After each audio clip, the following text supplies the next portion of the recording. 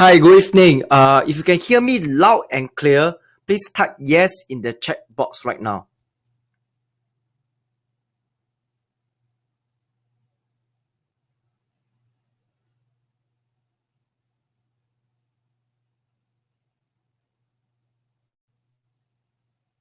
Okay, if you can hear me loud and clear, please type yes in the chat box right now. Okay, and provided you can see me also.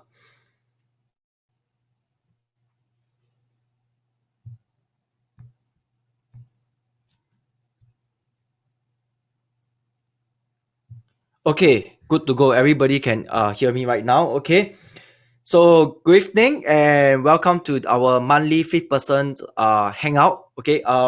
So today what I'm going to do is a bit slightly different from the usual Q&A. So the first probably 20 minutes or the half an hour, I'm going to talk about how do you find investment ideas. Okay, so I'm going to share with you how did I actually find all my ideas from, and how do I look into them. Okay, so I'll go through that about half an hour, and the next half an hour I will go through all those questions that all of you have submitted.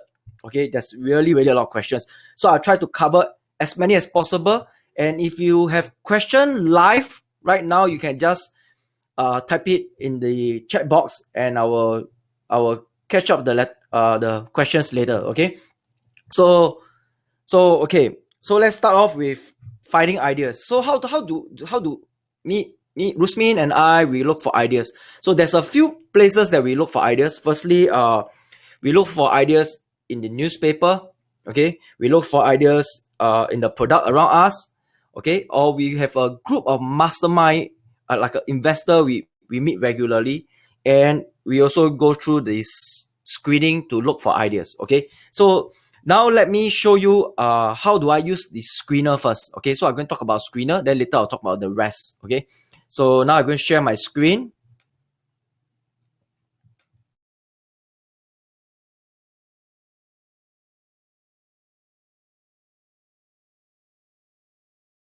Okay, can you see my screen right now? If you can see my screen right now, please type yes, so I know that all of you can see it.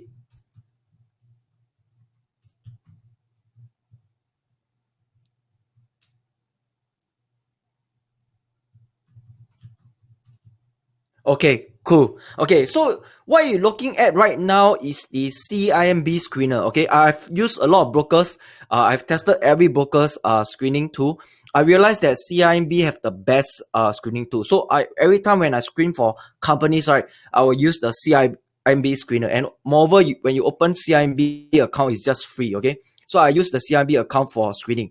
So basically, when you look at the CIMB account, you can see that they have many countries. This is one thing I like about them, because the other brokers, they only probably have a few countries, but for CIMB, they got 1, 2, 3, 4, 5, 6, 7, 8, 9, 10, 11, 12 countries.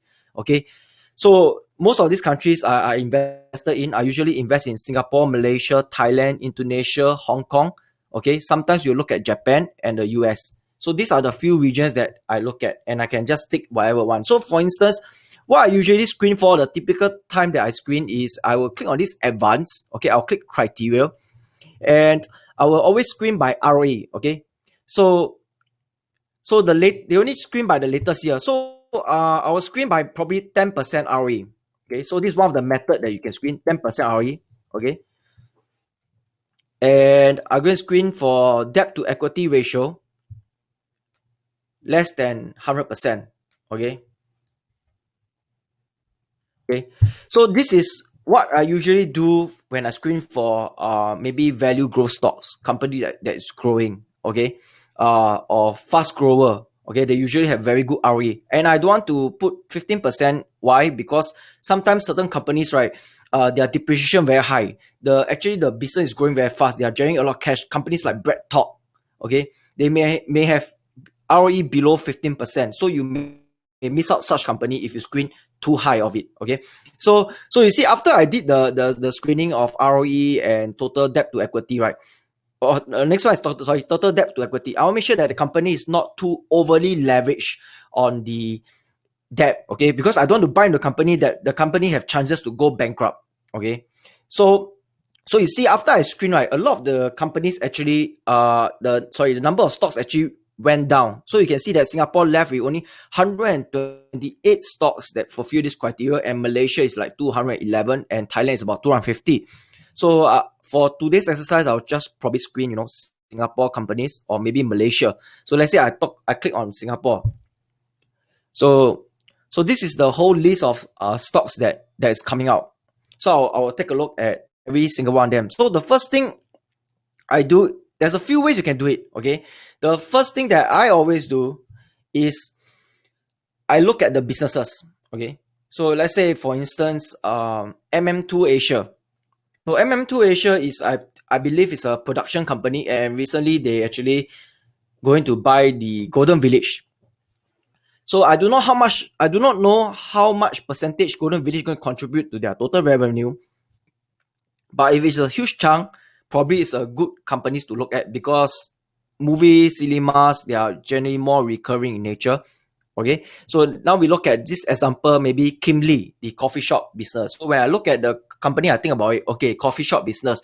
During crisis, do people still visit coffee shop? My answer is, I believe your answer is also yes. So during crisis, people also visit coffee shop, and they still have to eat certain things. So to me, it's a recurring business. So I'll take it, I'll put it aside first to go for further analysis. So maybe like healthcare business, UG Healthcare. So healthcare business are more resilient. So I will take this company out. I'll filter it out. Companies like maybe GSS Energy. I do not know. I'm not sure whether what is this company doing. So maybe I take a look. Okay, I open so I just search GSS Energy. Usually I search by this GSS Energy Investor Relation. So if you look, okay, now GSS Energy Investor Relation. So I click on the Investor Relation. This is how I find all the information about the company. So what I usually do is I will go under the Investor Relation. Okay, if possible, I'll just download the annual report, which is the publication over here. If not, I will go look at our business. So I'll look at what's their business. It seems like the website is not working. Let me refresh a bit. Okay. Why is it not working? Okay, I'll go to the about us. I'll see what kind of business this company is. So I look at them. It's like precision engineering business. You can read it from here. This is the whole group. It doesn't tell much. Let me look at maybe our business. So let's say oil and gas. Oh, they got oil and gas and precision engineering. So I look, okay, as part of the overall growth strategy, they got onshore oil and gas production and exploration. So basically, they are production exploration business. So usually such businesses are very cyclical in nature, and they don't tend to be recurring. Okay, and they are very dependent on the oil price. So for such company, usually what I do is I avoid.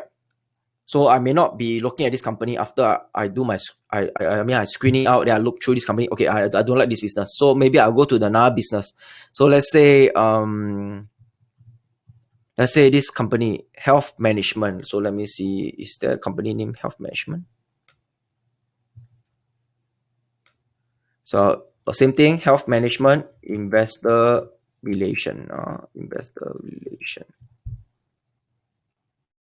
Oh, so okay. So this company is called Health Management International. So I'll take a look. What kind of business is it? Oh, looks interesting. Oh, okay. I think I know this business. So basically, this business owns hospital in Malaysia. So all of us knows medical industries, they are generally more recurring in nature, and you don't bargain with the doctor. Okay, if the doctor say you have a tumor, you need to pay 1 million to cut the tumor. Eventually, I believe you have to pay it because it's life threatening to you, first thing. And second thing is, when you bargain a doctor, can you discount 50%? The doctor will probably cut half the tumor for you, right? So you may not want to bargain. Okay, so the purchasing power is in the bargaining power is at the doctor side, at the business side. Okay, so I will look at this business. I'll put it into my further to analyze list. Okay, so let me move on to maybe page 2 to double check. Or probably let me move on to the Malaysia company. Okay, so now I move on to Malaysia company. So maybe companies like BP BP Plastic. Okay, so let me see. Look at BP Plastic investor relation.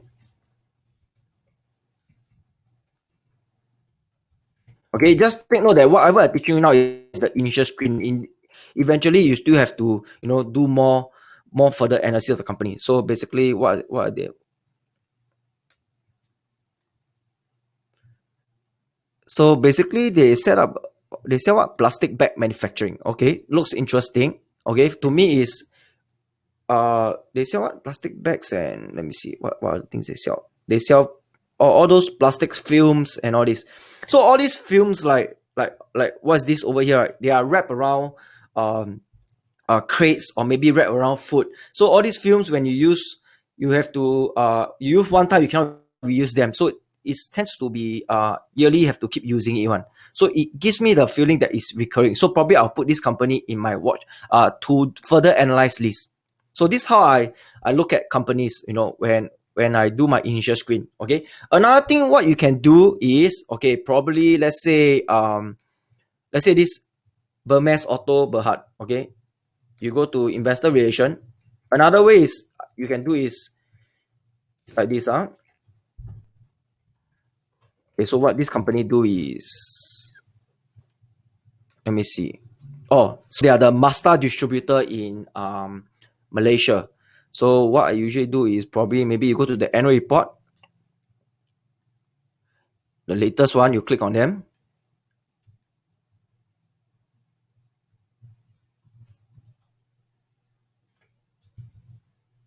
Okay, just wait for a while for it to load.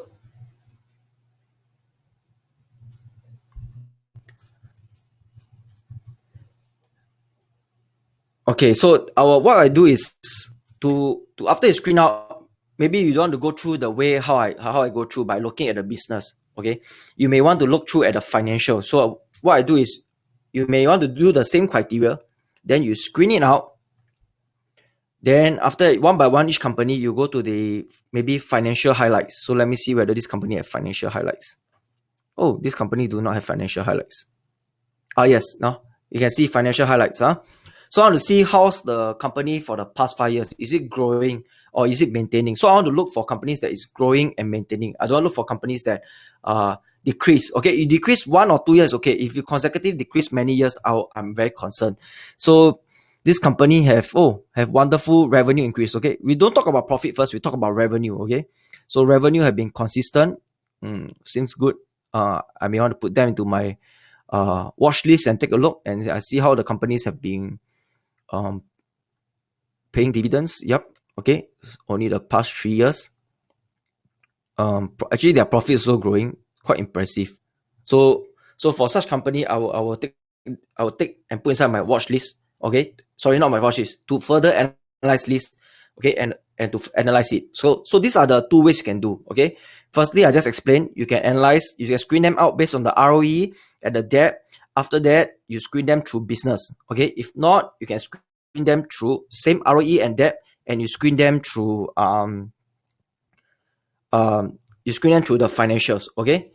So now I'm done with looking how do you look for growth stock. So now let me show you an example of how can you look for maybe com- deep value stocks. Okay, so let's say you want to screen for companies that has very deep value. Okay, usually out of favor. Okay, so for such companies, right, you don't put ROE of 10%.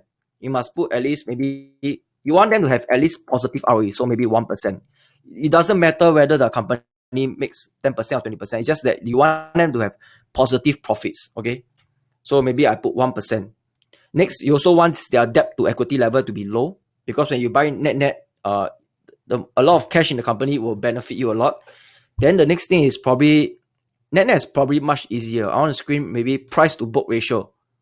Okay, less than 1 time.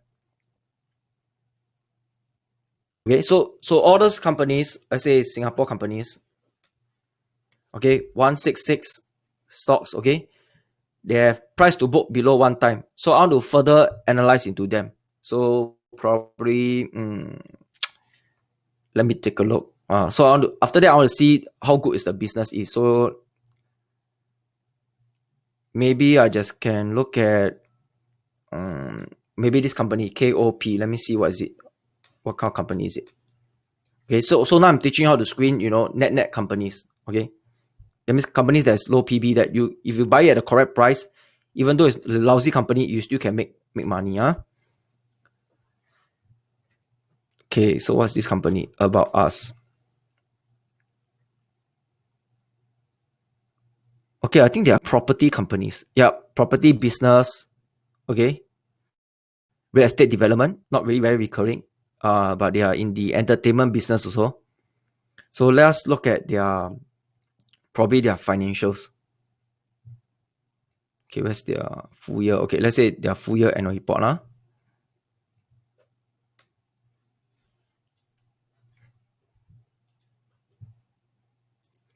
Oh, I think Patrick asked, what do I mean by net companies? Okay, um, there's a few style towards investing. Okay, personally, my style of investing is more of like value growth. That means I buy into good companies and I hold it for long term.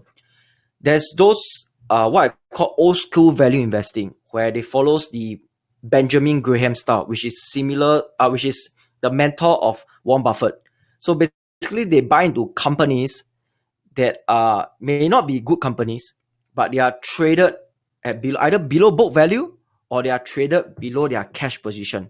So we call all these company maybe there's a few name to them: deep value, net. So there's a few name to them. So just take note about it. So let's look at KOP. Maybe I want to look at the financials. For net company, it's important that the company remain profitable. So you want to look into companies like their maybe past 5 years financial highlights that the profits, they are still making profits. Regardless whether it's more or less, you just want them to make profit. That's the screening criteria for net type of companies. Okay, if they got 1 year losing money, still okay. But if they got consecutive many years making losses, then probably those net you don't want to invest in them. Okay, it will become a value trap. So let me take a look whether this company have financial highlights. So sometimes companies have, sometimes they don't have. So let me take a look.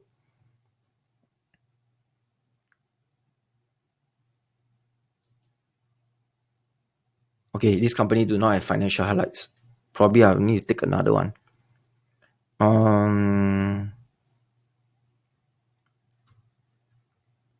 Let me see. Okay, I'll screen by stock name. Okay, let's look at this company called APOI. Okay, this company I'm much more familiar with. Let's say APOI.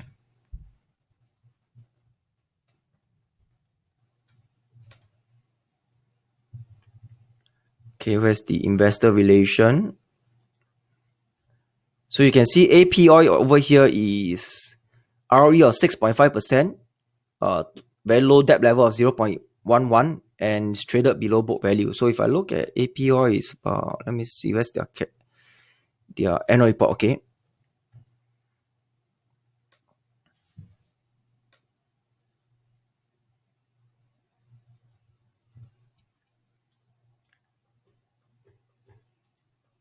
so let's look at the financial highlight for such companies. So, okay, rather maintaining revenue. Okay, they have been profitable for the past 3 years, not so bad. Looks quite good. So if you look at maybe look at their balance sheet, see how strong is their balance sheet.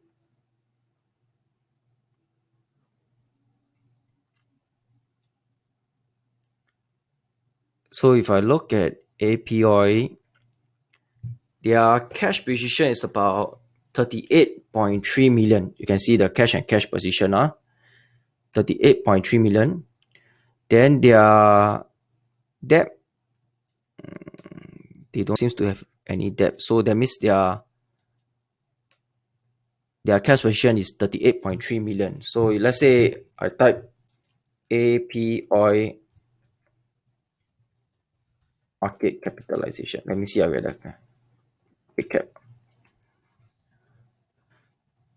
What's the full? Okay, so this is very interesting. So if you look at APOI, their market cap here is about 45 million. And out of the 45 million, 38 million is cash. So very high, about more than 80% of their total market cap is cash. So this company is a cash rich company. Cash rich company. So this is what example of like net company. So sometimes you can buy such company either very close to the cash level or even below the cash level. Okay, and the company is profitable every year. Eventually, investor will take note and you move up. Okay, but for such a company, when you invest, right, you don't hold them for long term. It's very different from the style I'm using. The style I'm using is when we buy, right, certain companies which are good companies, we hold them for long term. Okay, for net companies, you don't hold them for long term. They usually do not have good management, but they somehow are cash rich, and eventually somehow certain ways some people will kind of unlock the value, or maybe they pay more dividend. So just take note about it. Okay.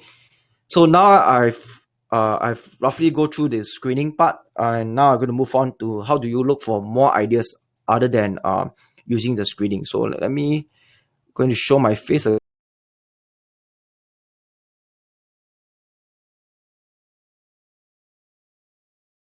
so screening is one part that I always do. Probably I'll do it maybe once or twice a year. You don't do it quite often because the financial doesn't change quite often, but you have to do it yearly.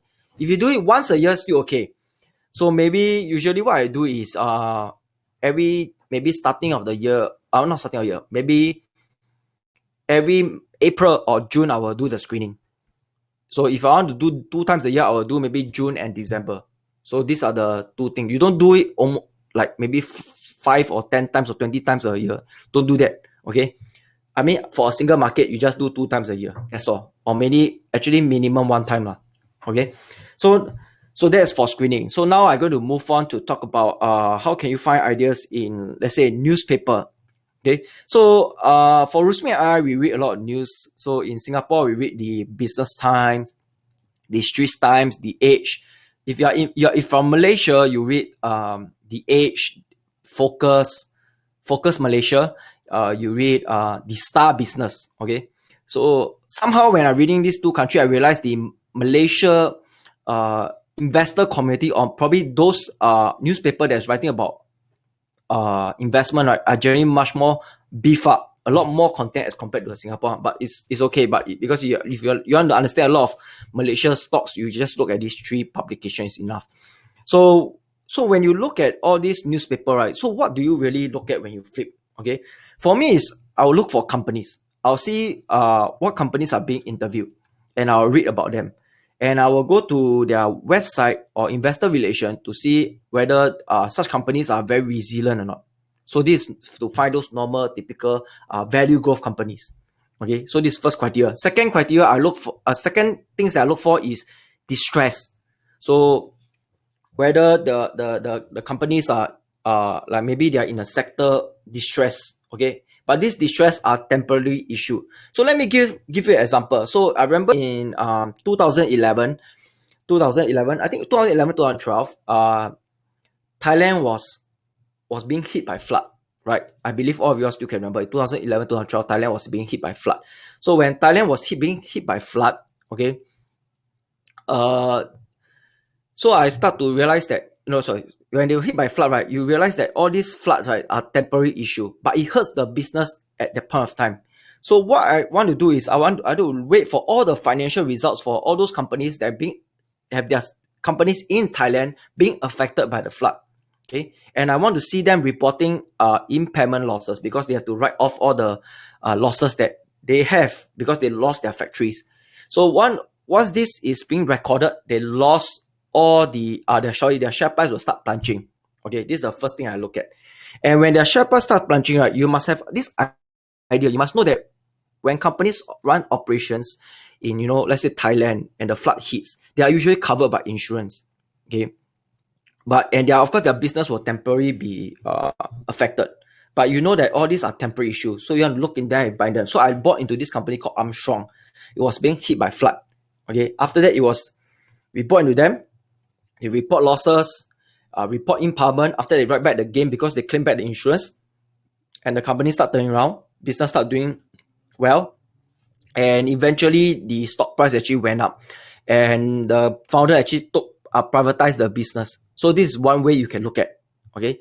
Second is third is when you read the newspaper, you can look for informations like maybe supply and demand issues. So I like to look for companies that industry dynamics where the supply is usually limited, but the demand is very high. Okay, so this is what I usually look at. I don't look at oversupply issue because I this one lesson that I learned, because if you oversupply issue, right, can last for years and it may drag. But if you look for shortage issue with limited supply and high demand, usually the share price will go up.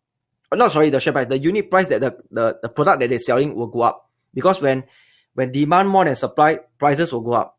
When supply more than demand, prices will go down. So always remember this. But when you look into the newspaper, always find for demand more than supply. So this is what I usually look at. Okay, so these are all the information that I usually look when I was reading a newspaper. Okay, and I also want to read interesting newspaper. I usually like to read, management interview. That's the best. Okay, when I read management interview, right, because certain words that the management says, right, reflects the character in them. Okay, so I've read of this uh Malaysian guy. Okay, is a they so-called call him a top investor, and I also read about an interview about another top investor. Okay, one investor talks about how he looks for ideas every day. He spent his life, digging for ideas, reading things. But I see another so-called top investor, and he talks about how flashy his car is, how he like to buy cars. So there's a difference between the value system of both of these investors. So if you ask me, right, if both of them are listed, right, I will have faith to invest in the one that he's talking about in doing his work, instead of the one that always talking about cars, talking about buying cars, how he make the money from the investor after he took his money and go buy cars. So these are the things that I look at, the value system in management interview. So when I read newspaper, I like to look at management interviews. So once you find good management, okay, with good interview, you may, because management, what you want to do is you want to look for capital allocator, people who can allocate the money very well. So all these places can help you to look for them.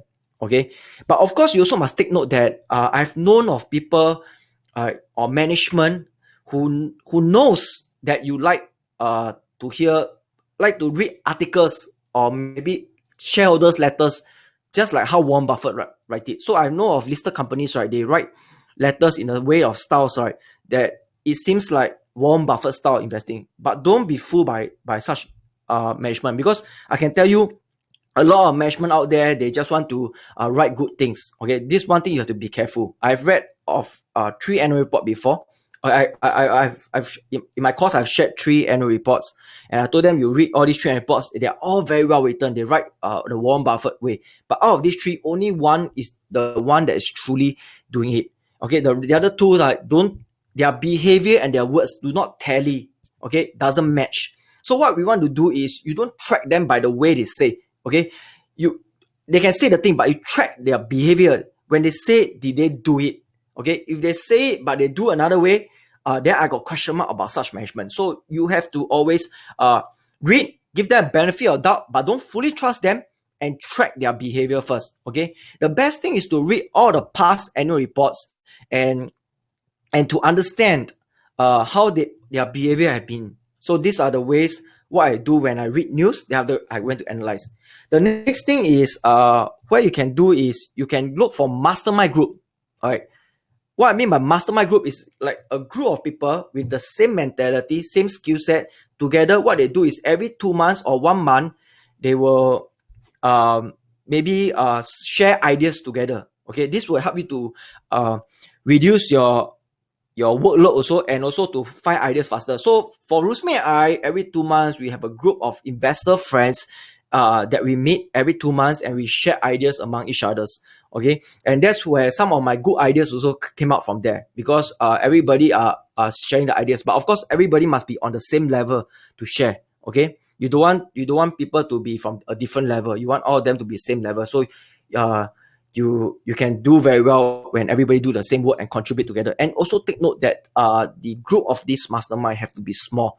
I think at most maybe 5 people. You don't get more than that, because the more it is, it becomes too many opinions and too many people talking. It becomes a hangout place, but instead of doing more objective work. So just think note about it. Okay, so without that, I think it's about, I've been talking about half an hour about how to find ideas, investment ideas. So now I'm going to go right direct to all those questions that has been submitted to us early on, or the past 2 to 3 days, and I will answer them right now. So let me take a look at probably one of the first few, like Chi Fen. He actually asked can we say on the equal level between a consistent or sustainable low P ratio of, let's say, below 10 or even 15 times versus a low PB ratios, okay, let's say 70% or below, is relatively more important. Okay, in other words, P ratio is relatively more important to watch out than PB ratio. Actually, personally, I felt is you cannot separate that, because I've invested in companies that I invest based on PE and I also invest based on PB. Okay, and both make me money. Okay, I cannot say that PE is better than PB is better than PE. I don't really do that, because if you do that, right, you'll reduce your number of opportunities will reduce. Okay, because you only can look at one thing. For me, is like what we do when we in fifth person. Fifth person means fifth perspective. It means multi perspective. We have to absorb all the same perspective. Like value investing, there's a lot of ways to do it. Okay, there's net investing, deep value, there's value growth, there's growth investing. What we do is we embrace all this, and we so that your new universe of opportunity is bigger. But just remember, just don't overpay for anything. That's all. Okay. So next question is by Daphne. Okay, Daphne actually asked, I'm a new investor waiting for the right opportunity to start investing in the stock market. For the past years, the financial news and people like Robert Kiyosaki have been saying that the stock market is about to crash, right?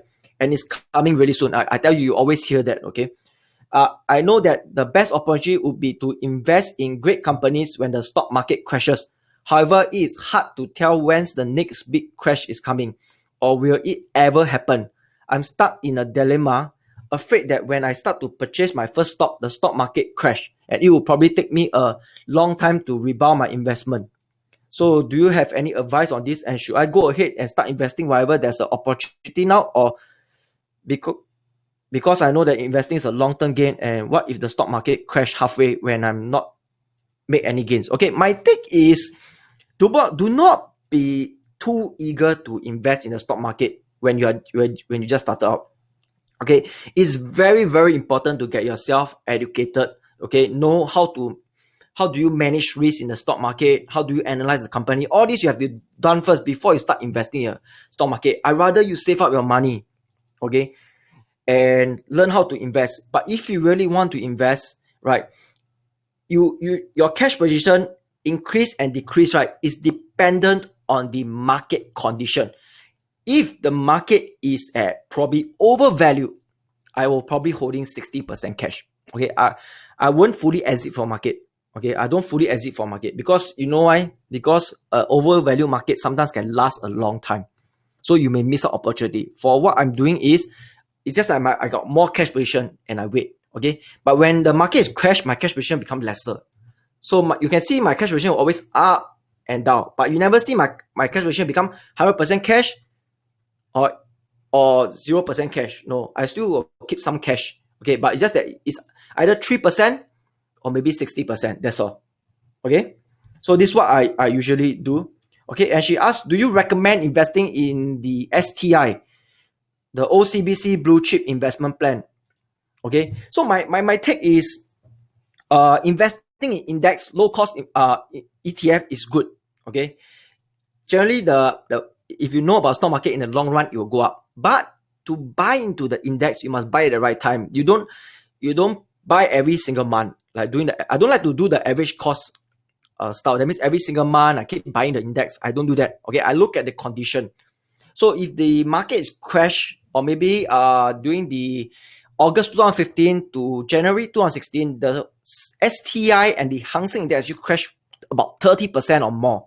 Okay, and that's where it's a good opportunity to buy, because they are traded below 10 times PE at the point of time.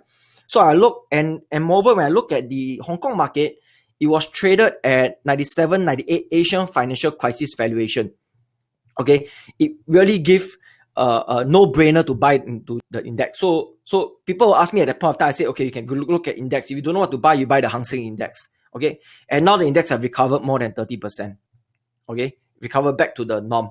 So but I won't sell, because if let's say I buy at the point of time, I'll hold it for a long term, because you know that index investing is long term. You buy and hold long term, but you don't buy it every single month. So I don't do that. But there's some people who advocate that. There's no right, no wrong, but that's not my style. Okay. So William actually asked, with the most stock in the bubble territory now, how do we find stocks that are still worth investing? Basically, now I would say that we are not in bubble. We are just in the in the Asia region. It's more of like slightly above fair value. We're slightly a bit overvalue, just a bit, not much. But in the US, is going to hit the bubble zone, but not yet there soon. At any point of the market cycle, you always can find undervalued companies. It's whether it's easy to find or hard to find. So at this current situation, it's definitely hard to find undervalued companies. Okay, it takes probably last time, if I want to find undervalued companies, maybe out of 10 companies I flip, I maybe can find 5 or 6. But right now, out of 10 companies I flip, maybe I only can find 1 or 2. Okay, but you still can find, just that you have to work even more harder. Okay, but during crisis, your jobs are much easier. Okay. So Georgia actually asked, what do you think about the forever portfolio, which means that buy and hold dead? Okay. Personally, I still buy and hold. It's case by case basis. Okay. If I'm buying a good company, I usually want to hold them for long term, 10, 20 years. You can look at the company compounding. So let's say if you look at maybe Amazon. I recently was reading one very good investing article. They was talking about Amazon do not pay dividend, but there are good companies that are spending a lot of money back into the mode. So if you bought Amazon in 1999 and you hold it right now, right, your average compound annual growth rate is 36%. Okay, but imagine you have sold, right, you won't get your 36%. So it's case by case basis. But if companies that are fair companies, that's why you must know how to gauge the business. You must know how to gauge good business, bad business, and fair business. Okay. So if the bad business and the fair business, I usually sell them when they hit their value. Okay. For the good business, usually when they hit the value, the fair value, I'll probably get back my initial capital. I'll let my profit ride all the way. Okay. If there's opportunity again, I will just buy them back. That's all. Okay. Because I know in the good company will continue to perform. They tend to have very wide moat, and they got good management, they allocate capital well, eventually they will still perform. So I don't worry about that. Okay. Okay. Next is Stanley actually asks, how to know when is the right time to sell after purchasing a stock. So it boils down back to the valuation method. You must learn how to value the company. Okay. So when you buy into a company, you already know how much the company is worth. But as the time goes by, the company will get better and better, and the intrinsic value move. Okay. And if the company get over the intrinsic value, okay, if it's a good company, usually I don't sell. But if it's a fair company and it goes over the intrinsic value, I will sell it off. So that's how I gauge. Okay. So David asks, beside fundamental analysis, what technical analysis method you use to time your buy and sell? Okay, basically, I do not use technical analysis. I'm a full fundamental person. I focus a lot on fundamentals. I never use technical analysis on stocks before. Okay. So he also asked, what is your view on those stocks that is paying high dividend yield, which is about 10 to 12% for the past 3 to 5 years? For me, is I don't look at companies that pays very high yield, because to me it may not be sustainable. Okay, and usually if the company really do pay very high yield, eventually the yield will drop. Okay, but if you can consistently pay for the 5 to maybe 10 years of 12%, probably that company you may not be sustainable. I don't think it's sustainable if you continue pay, unless the shares is depressed and nobody knows it, and which is unlikely. Okay, if it's paying so good yield and the company is very good, eventually somebody know it and the dividend yield will start dropping. Okay, so what I do is I look for sustainable dividend payout ratio. So let's say if the company paid maybe 30% out of its profit as dividend, okay, I want to look for sustainability. That means they all continuously like maybe 30%. So moving forward, if the company's profit keep increasing, right, and they continue to pay 30% out of the profits, then eventually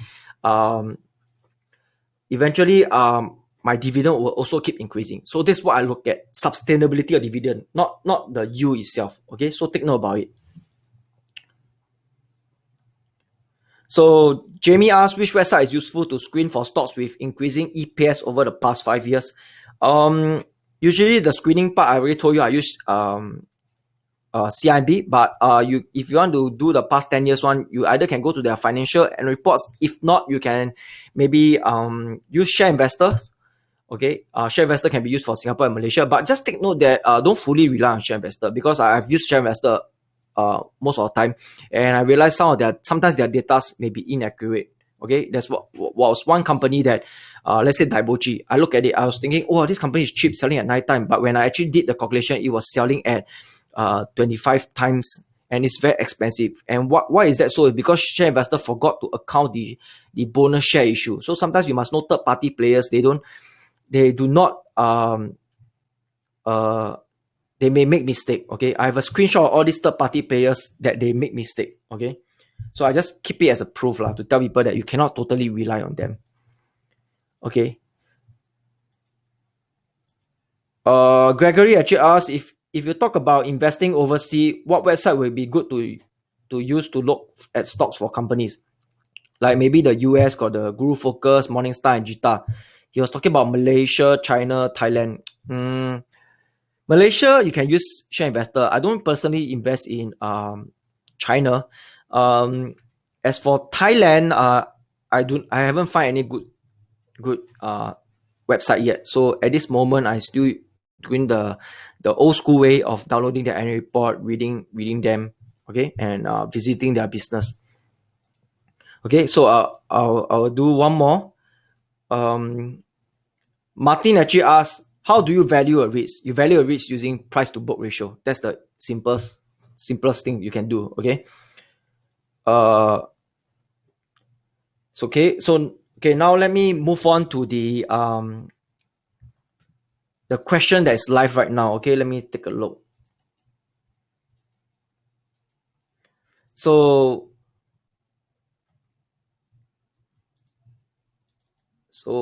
Patrick actually asked if Kimlee is classified as a cyclical consumer. I do not service, is it? I think you typed wrongly or something. Then it can be risky to get into it if it's at the high end. Am I right? I still do not know the as I know it's their coffee shop business. Whether is it cyclical or not, but I think food business are usually they can maintain the same revenue every year but I don't think this the coffee shop business, I think it's recurring in nature. I don't think it's very cyclical. So just think about it. Or maybe did I read the company wrongly? Okay. So Thomas actually asked, can I know how to read the notes to financial statement regarding the related party transaction? Personally, every time I read the related party transaction, I want to see how the money is flow. So that's the objectives you want to see. And usually if a large percentage of the revenue or maybe the cost is from the related party transaction, then you have to take extremely care and ask the management what are the business doing with these two, because it can easily prop up the revenues or maybe prop up the net profits. So you must take note about that. So that's what I usually look at. So Luan Bu actually asks, why don't you use shareinvestor.com where all the data are consolidated? Yes, I still use them, but I use them for initial screen. I don't use them to do and report, because I use them almost day in, day out, and I have multiple screenshots, more than 10 or 20 screenshots shows that their figures having issues. Okay, I just use them for initial screen. I don't use them to analyze company. Like I said, the Daibochi case, in their fact sheet, they states that it's nighttime PE. And if I bought it based on what I believe that is a nighttime PE, without checking the way the data is really correct, right? I would have bought an overvalued asset, because the company, if you adjust back for the share issue, they actually are traded at 25 times PE, and that's not cheap. Okay, so I don't rely on third party. I only use them for initial screen. So take note about it. Okay, Andy asks, there's 166 companies. How do you decide the companies to look into when all the criteria are quite identical? Basically just now what I already explained to you, how do I look into them, the business, look into the financial and further screen down to them. That's all. Okay. When you do my that method, you screen down to just a few stocks only. Then after that, you just focus on that few stocks. Um, so Vincent asked, I screen for stocks using PB and debt to equity ratio, then check the screen company individually for those which have a majority of assets in cash, investment grade property. Is there more efficient way to screening for all these assets? I think you are this is the exact situation you have to do it.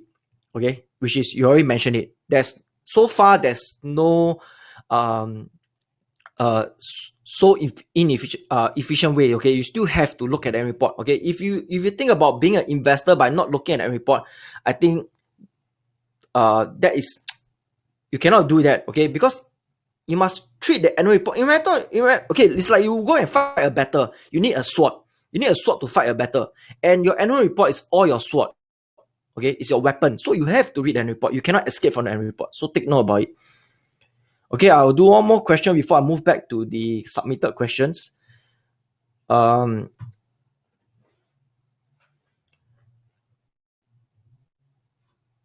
uh, so Wei Kiong actually asked, how do we get the P for the index? Basically, you go to the use your mobile phone, okay, your mobile phone, Apple or Android phone, and you download this app.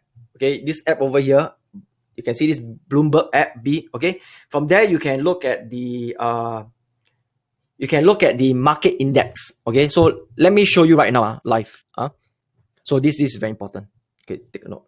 This is how I gauge whether the market is overvalued and undervalued, and this is how my cash position increase and decrease. So right now my cash position is about 28%. Okay, in January 2016 I was about 3%, and a lot of stocks have moved up, and I start clearing my position, and now I'm back to 28%.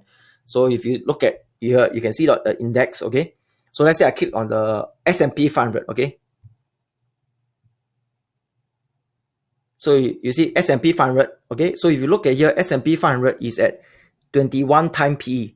Okay, so the US bubble region is usually 25 time PE. So now they are at 21.7 time. Okay, so it's rather close to the bubble region, but not yet. Okay, so just take note that the overvalued market can move on for many years. So don't be fully out of the market. Okay, so next is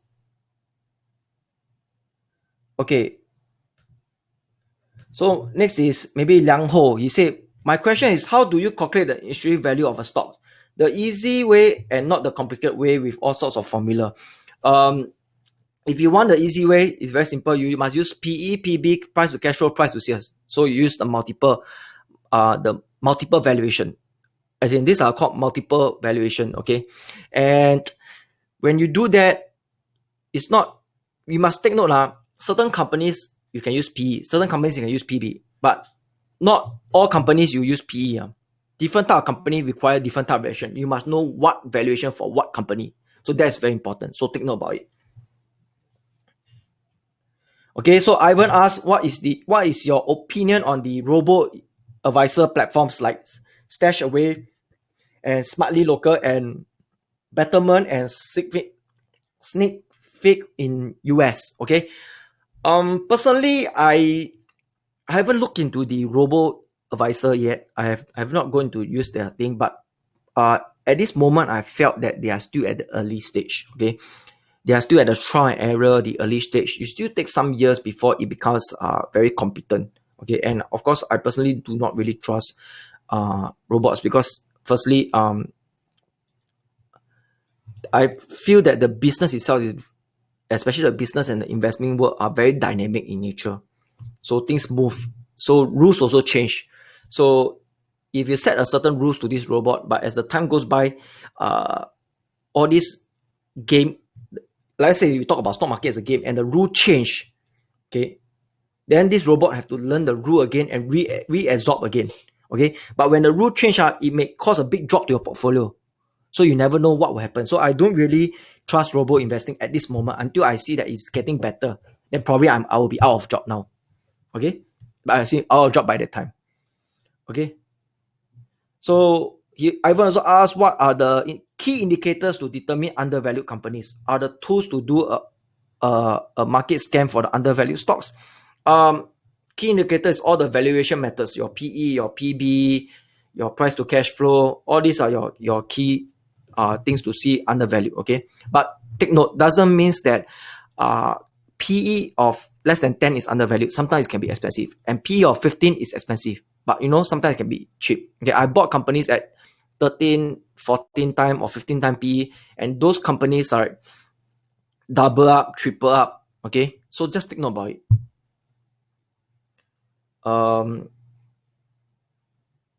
So Thomas asks, when doing research on companies, do we study its overall industry? If so, where do we look for such information? Yes, if you can get all the competitor, you go study all of them. Then you will get an overview of the whole industry, how is actually the industries operate. Okay, where can you find the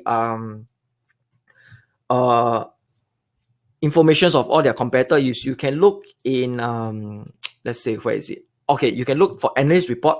Okay, to look for all their competitors. Or if not, sometimes you can go to Financial Times, you type the company, you click on business profile. Okay, never mind. Since I'm here, I'm going to show you how I'm going to do it. Okay, so now I'm going to show you how do you look for competitors. Okay, let's say maybe let's say Bread Talk. So I click Bread Talk. Okay, Bread Talk. Can you see? Take a look here. Oh shit, I didn't turn the screen. Okay, give me a minute. I'm going to share my screen now. Okay, I'm going to share my screen.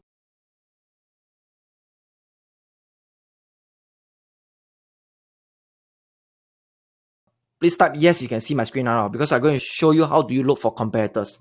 Okay.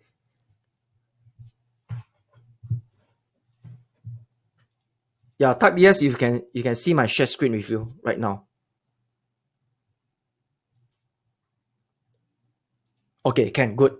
So I see most of you can see my screen, so I redo everything. So now I go to market.ft.com/data/equities. Okay, so I'll come to this screen. I'll type maybe Bread Talk. Okay, Bread Talk. I'll go to the company. Okay, so I'll click on Bread Talk. Okay, this is one way you can find competitors.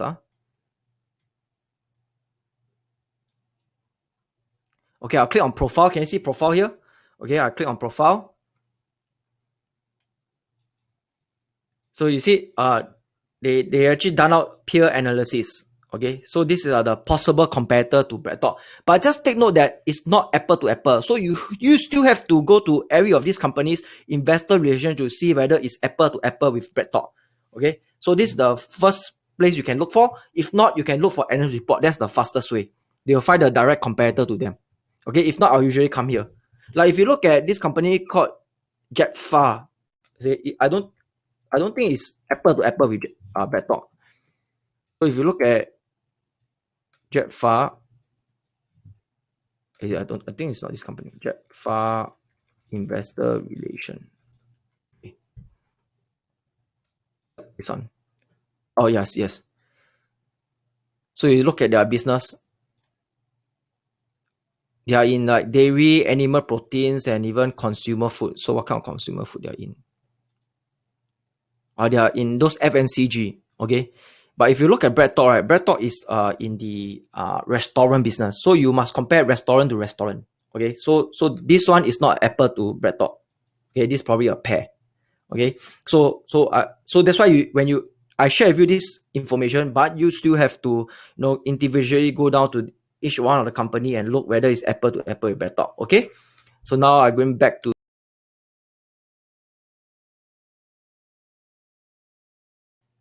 okay, so I'm back now. So now I'm going to go back with the questions. So Marcus asked, how did you train yourself to be a value investor? Did any particular book or investors inspire you? Okay, when I just started out, I look at trading book. Okay, because every time I see investing, our thought is trading. Okay, and that's what I learned when I'm watching the Hong Kong drama. Everybody's like trading, buy and sell. So I start to buy trading book. I look at them, and when I look at them, I seriously do not understand. Okay, and my friend told me that the world one of the world richest guy is called Warren Buffett, and he do investing, and he do this style called value investing. So I'm very curious, this guy do value investing, and and how do you do it? Since it's already proven work, why don't I just follow the methods? And that's how I start reading about value investing. And the moment I read, bam, I felt that it's very easy to understand as compared to trading. That's why I get sucked up to the this method, and I eventually I'm going to focus my whole life just doing this method. That's all. Okay, so that's how I got it. So he asked, as a value investor, what's your thoughts on the current US market? Is it still possible to find undervalued company? I say yes. At any type of the cycles, you can find undervalued companies. Just that the current market conditions is not favorable. That's all. Okay. So Terence actually asked, for investment beginner, what should be my priority in choosing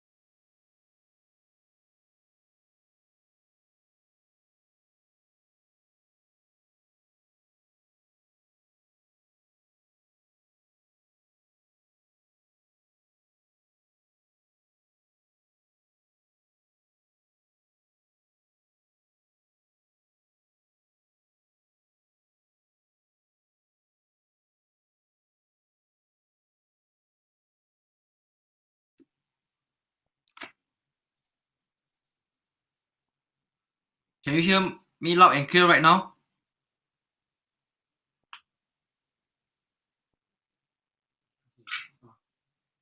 Hello, can you hear me loud and clear right now? If yes, please type. Please type yes. Okay. Okay, sorry. I accidentally hit the mic, so the wire went out. I'm so sorry. Okay. So where was I? Okay. So okay, I just go back to the last question. Okay. Terrence actually said for the investment beginner, what should be my priority in choosing the right stock? Choosing the familiar industry or simply choosing the best available company in the market to invest in? Is there any other element I should be aware of? Okay. Firstly, when you invest in companies that you know. Okay. When I just started out investing, I focus on companies that are within my circle of competence. Okay. So I go into companies that used to be my customers and they have all been privatized. Okay. And I go to easy sectors that is easy to understand, like F&B. So that at the point of time was very cheap. So that's how I look at. Okay. So let me move on to the next question. Okay, probably I'll go to the live questions right now.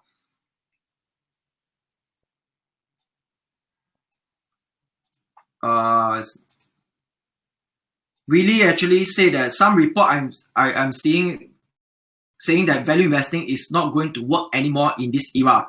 Do you think it is true, or whether value investing method is not work anymore? Personally, I think the method still works. Okay. If you look at value investing has been there since I think more than going close to 100 years already. Okay. And Buffett have been telling people that do value investing, and a lot of people still not doing it yet. So I personally feel value investing still works, and to me, it still works for me. Okay, so that's why I didn't alter it. Okay, let me look for questions. Okay, what? Okay, okay. I think you have to retype all your question because when I restart the systems, everything went off. Okay, so let me go back to the other questions that is submitted. So Helen actually asked, do you add a margin of safety to your buy target price?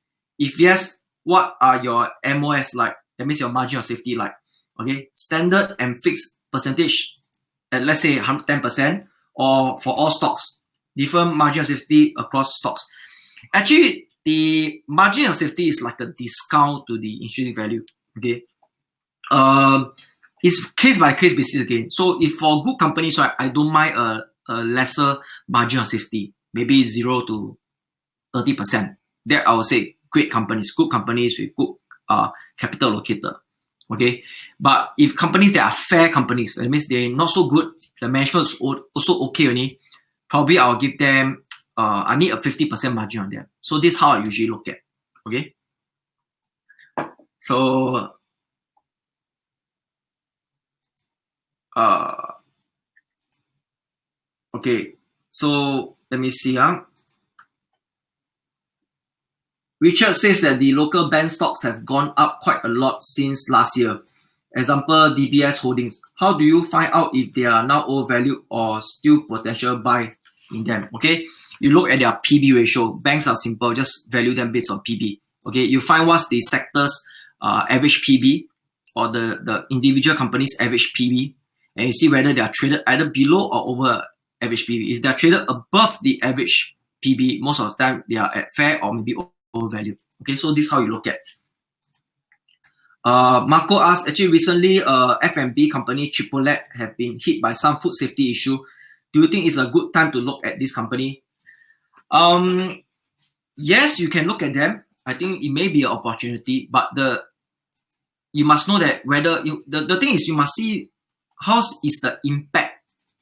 For F&B business, I'm rather concerned when it comes to food safety. Okay, if people lose confidence in eating their food and felt that their foods are poisonous, eventually their business will go down. Okay, but if it's that's why for such a company, it's best that you can go down on ground and see and ask people's opinion. Okay, but Chipotle I think is in the US, so it's rather hard unless you want to fly over the US and take a look. Okay.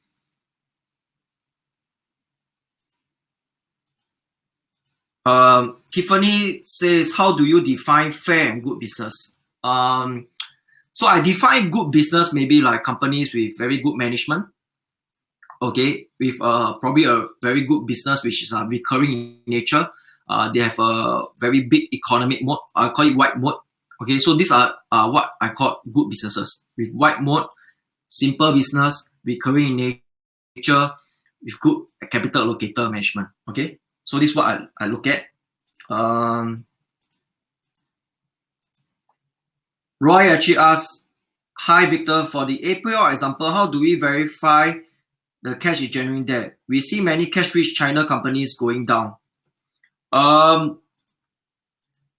That's the reason why you must see the behavior of the management. Usually you realize the especially those Chinese listed companies that gone into fraud, right? They tend to always raise money out of the capital markets. Okay, so they have this criteria. So if the company already have cash but consistently raising cash, then I'm very concerned about such companies. Okay, so that's what happened to the Chinese listed companies. So basically, their cash are not there. You look at this company called, what's this company? Irata. Okay, they are caught for fraud. Okay, so the company is cash rich, but they still raise like 14% convertible bond. 14%, that's how high. Every year the company has to make more than 14%, then the company can make money. I mean, the shareholder can make money. Okay, that's very high. And at the point of time when they raise, right, the stock, the interest market is very low. It's about less than 1% or maybe 1 or 2%. Okay, you can borrow from the bank. Why you don't borrow from the bank and you borrow from the capital market at 14%? You think about it, something is wrong, and somehow you're in cash position. So basically, if you're in cash position by right, you can borrow from the bank easily, and yet they can't. So that means something wrong with their cash. Their cash may not be there. So that's how you should look at. Okay.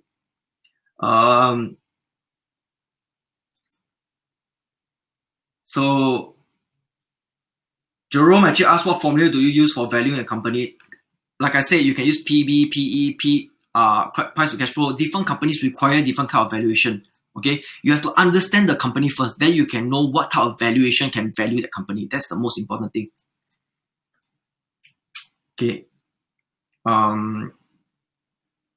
Victor actually asked, in portfolio rebalancing, we tend to sell those outperforming stocks and relocate the money to the remaining less outstanding stocks. Isn't that selling the winner and put the money into the loser?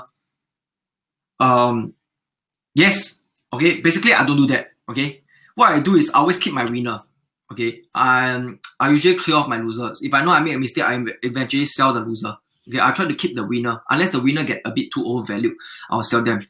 If not, I'll always sell the loser, keep the winner. I will not sell the winner and average down in the loser. I will not do that because no point compounding your losses. So let me look for more questions.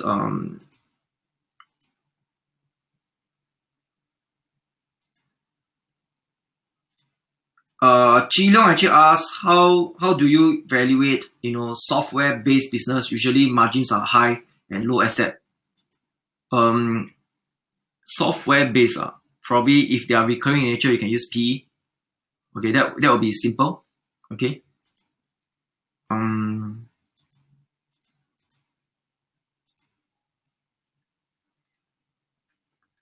Chong actually asked how many stocks in a portfolio for diversification. Okay, so if you're a retail investor, I think 10 to 15 stocks will be quite good. I don't believe in holding 100 stocks. And you must know you're already working and you come back, you're very tired, you still have to hold 100 stock, you want to monitor 100 stock, that's a lot of work.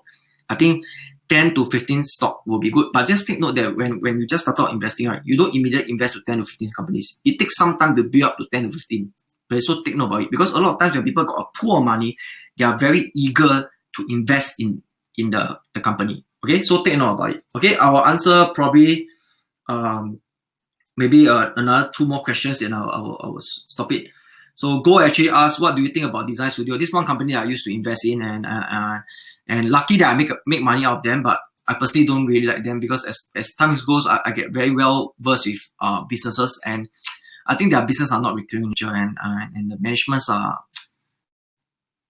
just fair management, not the very tip-top management. Okay, so I'm going to answer one last question. So Natarajan actually asked, how do you get to know the latest news as an early bird? For example, this happening for Rosely today. Usually all these are insider news, and I really do not know. Okay, unless you know somebody in, and if you know somebody, you also cannot act on the insider news. Okay, so you may get caught or get fined by getting insider news. So I usually don't do that. These are one-off events, right? You can't be always so lucky about it. Okay, so I've come to the end of my Q&A. But before you move on, let me share with you something. I hope most of you learn something under it. If can, I hope that how many of you actually felt that you learned something today. If you felt that you learned something today, please type yes in the chat box, so I know that in future I can do something more of this regularly. If not, if there's no if I feel that nobody appreciate, then probably I just don't do it only. So if you think that I add a lot of value to you, just type yes. Oh, thank you so much. Okay. But before I move on to end this webinar, allow me to share with you. We have this event coming up and coming. I'm just going to just share our InvestX Congress on the 19th August. So usually what we do in InvestX Congress is we share a lot about the investment methods and also case study. Okay, sometimes we will be sharing live case study. That means companies that are maybe good companies that you can look at. So in this InvestX Congress, I'm going to break down a medical industry in Thailand. Okay, Thailand have about 20 over medical stocks that is listed, and all of them, right? Most of them, right? If you have just close your eyes and invest in them, you can went up by 3 times or 5 times or maybe 10 times in Thailand.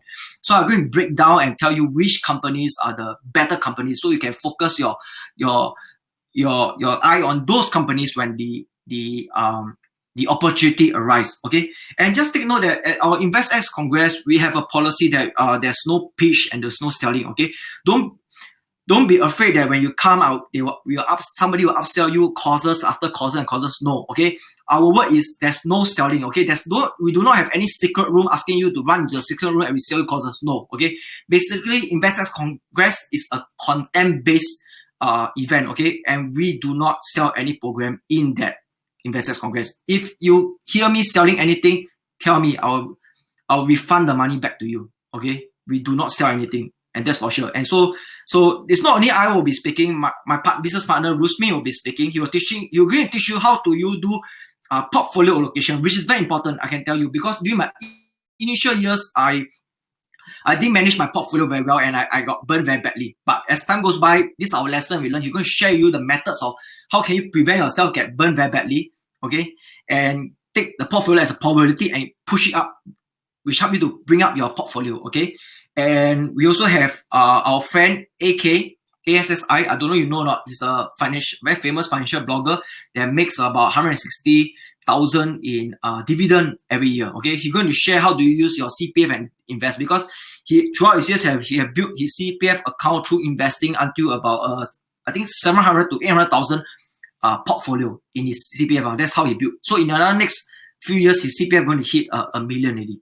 Okay, and next, one of our friends, our good friends, Tay Jun Hao, okay, a fund manager. He's going to share with you how he do his method for his fund, and he's going to share with you his industry secret. Okay, he's not going to share with anybody. If you come, he's going to share with you his industry secret about his how he do analyze in the stock. A real fund manager. Okay, and next, we also invited Alvin from Dr. Wealth. So if you are interested, to even learn about how to do ETF investing, so LV will be sharing you everything about ETF. Okay, so some of you may not have time, so ETF investing may be for you. So LV will be sharing that. Okay, so right now we are running our super early bird promotion. Okay, at $127. Okay, and this is going to expire tomorrow. Okay, the next 24 hours. So where should you go? See, I'm going to share my screen right now with you. Okay.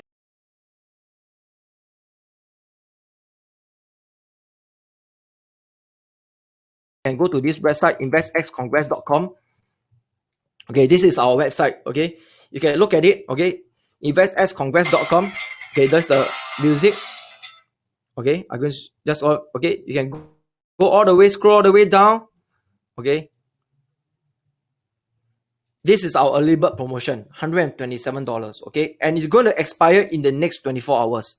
Okay, so just take note, if you're interested to find out about how can you upgrade your investment knowledge, or you want to learn what are the good companies in the medical industry in Thailand, okay, which you want to hear me to break down the individual companies, then you come to Investors Congress, and you also want to learn how to build your CPF money into a $1 million portfolio. Okay, our friend AK will be sharing, and you want to learn the insider secrets of the fund managers. Okay, then Teh Chin Hao will be sharing, and Rusmi also will be sharing about portfolio allocation. How can you let portfolio and probability helps you as a whole? Okay, if not, I've come to my end of my presentation. Thank you so much for listening. Just remember that the $127 will expire in the next 24 hours. So just go to www.investxcongress.com. Okay, so I'll see you, and I hope you learned things today, and thank you so much.